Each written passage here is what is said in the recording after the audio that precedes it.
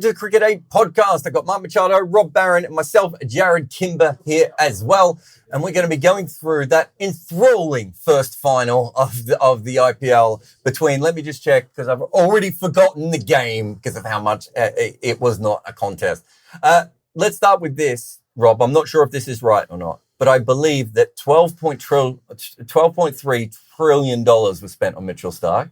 And you have been slagging him off over and over and over again, and he's just won a playoff for the IPL. So just complete eggs on your face.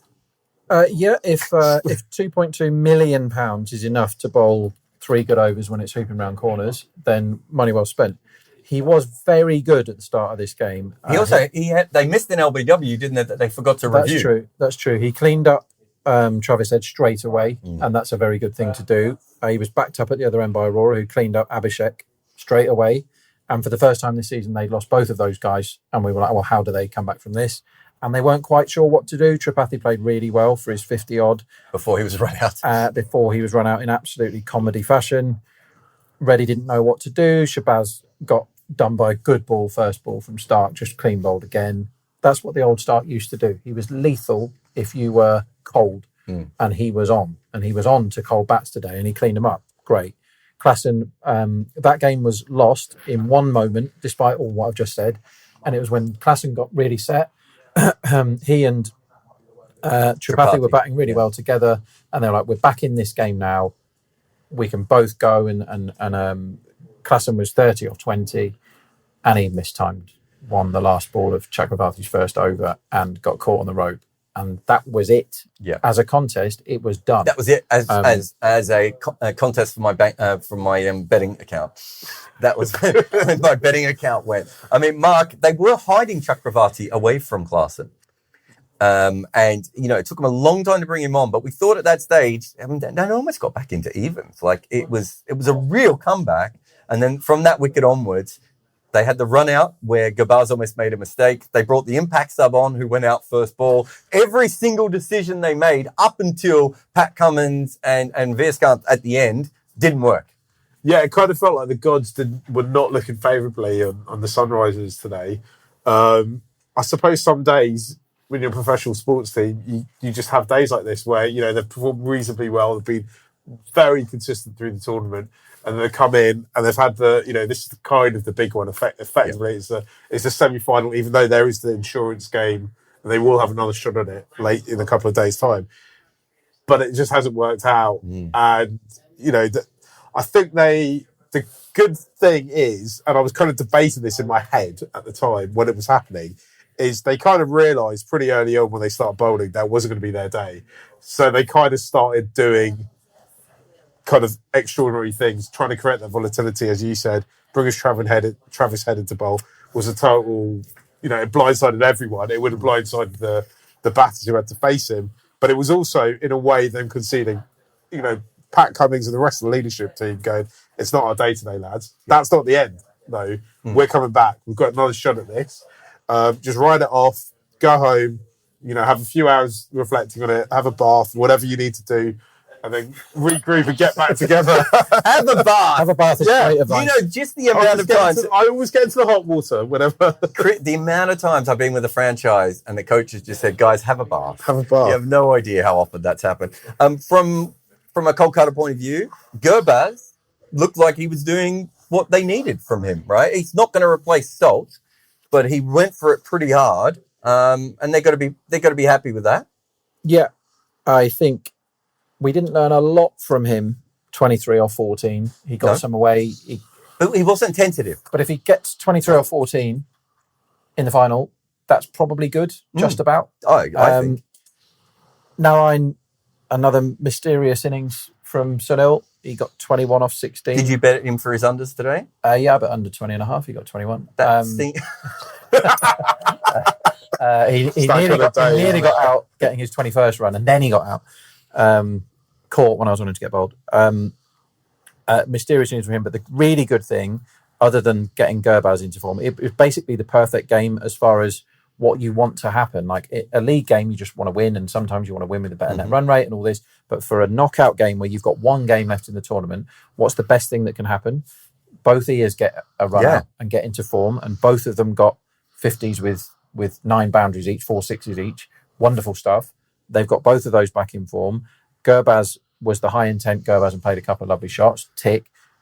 And the £2.2 million man, Mitchell Starc, actually bowled well. His last over was hopeless, but he's not the old Mitchell Starc just yet. But he bowled searing Yorkers at proper pace, which cleaned 2 good bats up early in their innings. So it couldn't have gone any better for KKR today. And they're obviously the team to beat in the final at Chennai. From a match perspective, the game's over and it doesn't matter. But Sunrisers now, for the first time, might feel a little bit more nervous about things going ahead. If they do beat Rajasthan or RCB, how would you feel about them in the matchup again? You see, I think they've got quite a smart group of players there. I think, and on the bench as well. I think if they have to play KKR again, they'll be coming into they'll approach it in a totally different way. They would have learned, they'd have got the data that they needed from this game and gone, right, what went wrong, what went right for us, how do we... It won't be a long conversation. It won't be a long, right, not much. We turned up to the game. Yeah. We didn't go to the wrong grounds. It would have been better if they did miss the bus today. But I think they, they'll take a lot from it and they'll be looking forward to playing them again. I think that's the mindset that they've got to have. They can't come into it thinking, even if we get to the final, we're going to lose. Like, there's no chance they can do that. Whereas Kolkata, Rob, can spend a whole week of doing simulated match practice for Rinku Singh to be out in the middle and pretend he's in a match situation so he can remember what it's like to actually bat. Let's get to the other game. What are your thoughts, Rooster, on RCB versus Rajasthan? Well, so here's a test of all the people that do and don't believe in momentum, because halfway through this season, Rajasthan were top by miles. No question that they're finishing in the top 2. It wasn't considered that they could finish outside the top 2. And we'd all written Bangalore off. And they were 800 to 1 to win this IPL. They are now 5 to 1. Did anyone get on at 800s? No one I know. No one I know was that mad. They were probably the real prize about 5,000 to 1 at the time. And since that, I think it was 1 out of 7 RCB had won. And then they won 6 straight. And they have looked the business since the intent change. Will Jacks kind of sparked it all off when he took Rashid Khan down, having missed 9 slog sweeps in a row. And they were like, actually, maybe intent's a good idea. Let's all try and whack it and see how that goes. And they've suddenly transformed. And you can swapping Jacks. Jacks would leave a big hole in any team, but they had Maxwell waiting, who'd been, doing whatever he's been doing for the last couple of weeks, who made an impact with the ball the other day. But Patted Eye's a gun. All of their bats are in really good form, and they're getting bits out of the bowlers. They're not going to get much out of the bowlers, but Lockie did a good one. He looks a bit like the old Lockie now. And if they get anything like the old Lockie or the good Lockie back, that's a brilliant overseas bowler to have if he's cranking it up. Yash Dayal came back last time and finished the game again well. He's done that a couple of times now. He's looking at, so they're ticking loads of boxes, and all Rajasthan are doing is setting fire to the boxes, forgetting what a box is. They've forgotten how to play cricket. And I think what had happened to them is they kind of, we don't know what's up with Hetmeyer. We don't know whether he's ill or injured or out of favour or something's happened, but they said he was going to miss some flights. Well, he's not great at getting on planes, is he? He's a bit of a Mr. T. He's got the hair and he ain't getting on no planes. But they've done lots of things badly, Rajasthan, and they can't just keep going back to we're a good cricket team and we've got good bowlers and all this. Kolak Admiral's going to have to show something. Jaiswal's got 100 lurking in him at all times because he's got freak talent. But it needs to come out now. They've got one chance they go home if they lose another one. They haven't given themselves the buffer of the extra game because they finished 3rd. Everything points to Bangalore winning it, but cricket doesn't work like that. Let's see how it goes, because Bolt's going to bowl the first over, and what if he gets Kohli straight away? Then what happens? Because Kohli's been doing great, and Fafa's looked very volatile, hitting lots of things up in the air early, and Raj, they have got a good bowling attack, but if momentum is a thing, Rajasthan don't have any chance of winning tomorrow's cricket match. Do you believe that momentum's a thing? No, I think Rajasthan can still win easily tomorrow. It's not that momentum's not a thing. What athletes are trying to say when they say that is confidence and how you feel at that stage. But we just watched an NBA series of 7 games where Minnesota won the first 2 games, Denver Nuggets won the next 3 games, and Minnesota won the last 2 games. Where was the momentum there? It just kept swinging wildly. So in any particular game, but that's a different, totally different sport. Doesn't matter if it's the same sport or not. Momentum either exists or it doesn't, Mark. Yeah. But, you know what I mean? but it's when you say momentum though, because it's about the psychology of it, right? So I think the idea that Rajasthan have started the beginning of the season really well, looked like they were kind of nailed on to make the final, and now kind of finished the regular season really struggling, and almost were kind of probably 2 or 3 games away from slipping out of contention anyway of the whole thing. You kind of think what impacts that had on them psychologically. RCB have had the total opposite. They're coming in on absolute fire. Those players will be waking up thinking we can do anything.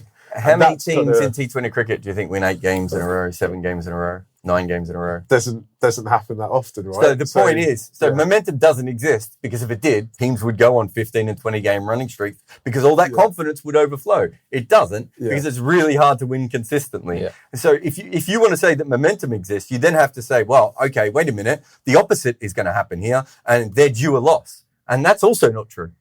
Right? A team isn't due a loss, and they're not also going to win because they won their last game. What we are saying is that RCB has more confidence than Rajasthan at the moment. But I think if we were to go through person by person of this team, Rajasthan is still a better side than RCB. So you have to weigh all those things up. And the other thing I would say is, let's say we believe it. Yeah. And Trent Boult takes 2 wickets in his first over. It doesn't mean anything anyway at that point, right? Yeah. It completely changes. So that's why we watched the game, though, right? That's why we love it. Yeah, exactly. Yeah. You got any bets for this game, my friend? So I was looking at most sixes, because RCB, this is one where you've got to break the stats down, and you can't just look at the season stats, because this has been a season of 2 halves, as we've just mentioned. And RCB weren't very good at winning the market, who's going to score the most sixes at the start of this tournament, because their bowlers were all bad and they had nowhere to turn for spin, and they just didn't know what they were doing. And so they kept losing that market. But now Kohli is a 6 machine, and he's not, no one thinks he is, but he is in this IPL. He's vastly up to his intent. Patidar is a total monster at hitting 6s in the middle overs, which is a great thing to have. Rajasthan haven't got one of those at the moment because Parag isn't quite there yet. Sanju is not smashing all the 6s. He's played well this IPL, Sanju, but he's done what he normally does and regresses a bit and falls off. So I like that 1.8. I like RCB most 6s. I'm still not totally convinced by the bowling, or not even partially convinced, to tell you the truth, but they've got bits going for them that they didn't have earlier. But they've just got loads of good 6-hitters in 6-hitting form. I'm staying well away from the first over stuff, because you've got the brilliance of Kohli and Faf against the brilliance of Boult. So don't know is my conclusion there. So I'm not getting involved with the highest first 6, because I think as good as RCB are, they should be favourites for that market. With the bat, they're equally bad with the ball. And if Jaiswal gets going, you beat anyway. But I think 4-1, which I've just looked at hurriedly, on Lockie to be the top wicket taker for RCB. 4-1 in basically a 4.5 horse race is a really good bet for Lockie. So I would back that tomorrow. The other stuff, the kind of the bonanzas that we've had on the first over and the first ball stuff is tempered a bit, because we've got out of form and unknown Kohli Cadmore. Jaiswal will face the first ball. I wouldn't mind being on first ball being a 4, but only if Rajasthan bat first, because I don't want to get against Trent Boult. You know what I mean? So I think a lot of the betting tomorrow will be post-toss rather than leathering into stuff pre-toss. Now that makes sense. Well, thank you very much to Rob Barron and Mark Machado there. And we will come back again tomorrow for another live watch along, and for more podcasts and for all sorts of things. Because we are Cricket 8. And we are where the cricket is. Well, we're not actually where the cricket is. We're where the poker table is. But we talk about. I don't really understand. We'll see you tomorrow.